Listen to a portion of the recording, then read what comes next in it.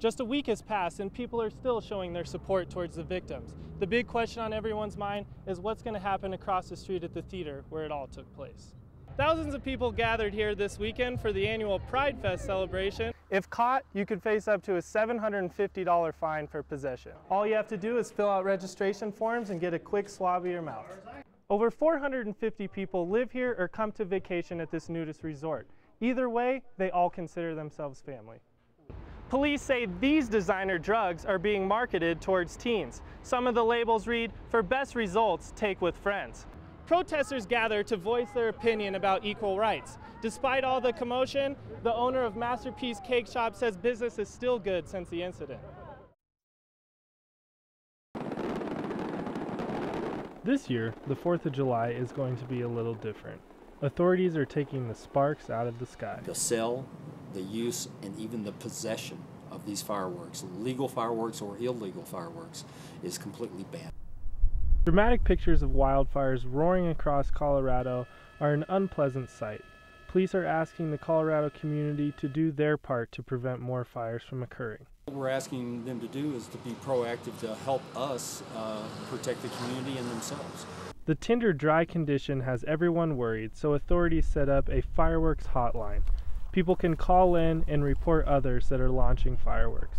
We started this because of the incredible amount of phone calls that come in every year around this time of year for strictly fireworks violation. Because conditions are so dry out here, police have enforced a zero-tolerance policy for fireworks. If caught, you could face up to a $750 fine for possession.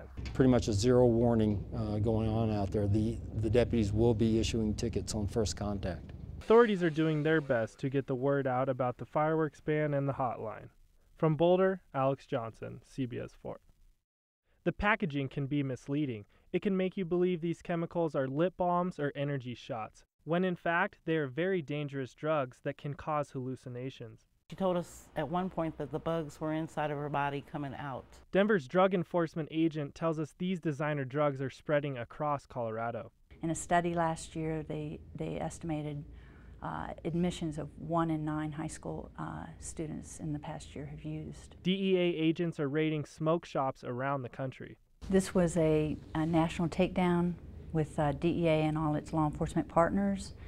We hit probably about 95 cities. There's been about 200 search warrants that were executed. The retail on this table is worth more than $50,000. Agents say local distributors made $1 million last year. Once these drugs are in your system, they can mimic the effects of cocaine, LSD, and methamphetamine. Synthetics are often more dangerous than the illicit drugs that they're mimicking. Police say these designer drugs are being marketed towards teens. Some of the labels read, "For best results, take with friends." DEA agents say they only cost $1 to produce, but then they sell them for $30. This kind of profit is the reason why it's a growing trend. You are nothing more than a drug trafficker, and we will bring you to justice. These drugs have been blamed for deaths around the country. From Aurora, Alex Johnson, CBS 4. You're watching CBS 4 News in high definition. Cell phone video captures the scene of a stabbing in downtown Denver. Police say multiple people were injured in a bar fight. Good evening, thanks for joining us. I'm Alex Johnson. 4 people were injured inside a Lodo bar. Tonight, downtown bars are stepping up security.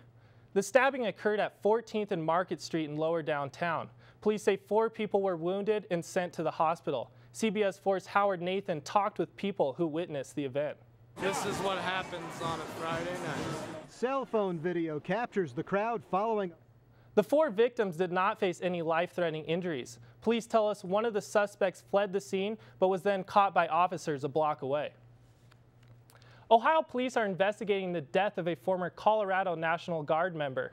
Deanna Ballman was found dead in the back seat of her car near a wooded area in Ohio. Ballman was 9 months pregnant and the mother of 2 other children. Investigators went through her home collecting evidence. They call her death suspicious. Police records show officers have responded to the home 11 times in the past years. The Colorado Army National Guard said Ballman was a supply specialist with the 220th Military Police. She then transferred to Columbus, Ohio. A former Boulder hockey coach was sentenced Friday to 10 years probation. Zachary Mentz admitted to sending thousands of sexual texts and Facebook messages to children. As part of his plea agreement, he will have intensive sex offender supervision. The former coach explained his behavior by saying he was abducted and sexually assaulted at gunpoint when he was in 6th grade. Boulder police are investigating the hockey team and allegations that other employees have known about his behavior. An 87-year-old man is charged with growing and distributing marijuana. Edward Bogunovich was allegedly growing more than 400 marijuana plants in his backyard. Police say that amount exceeds the number of plants allowed for medical cultivation. He has been released on bond and is scheduled to appear at court again August 16th. Controversy swirls around a cake shop that denied business to a gay couple. Protesters are voicing their opinion about the incident. CBS 4's Evrod Cassimy tells us both sides are digging in. Let the gays eat cake! With their rainbow flags raised high, this group of protesters is campaigning for gay rights. Over 4,000 Coloradoans have joined a campaign demanding to change how the cake shop does business. 2 men are in the hospital after being trapped in an apartment fire.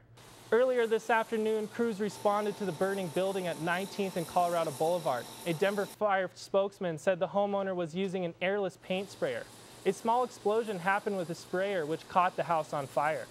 Somehow certain combustion took place, possibly a small explosion. Fire ensued. They tried to put the fire out with the garden hose. We never encouraged that at all. There is no word on how the 2 men are doing.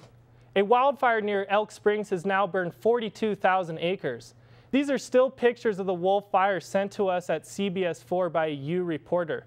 2 single-engine air tankers are working with ground crews to put out the fire. Lightning started the fire on federal land and is now burning 5 miles south of Elk Springs. Despite the dry conditions, crew members say they have made good progress. The Lakewood City Council approved a request to rezone land for a new school.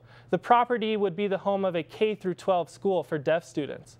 Many of the residents have been petitioning the city to stop the project. CBS 4's Andrea Lopez explains why they think this is not a good spot for a school.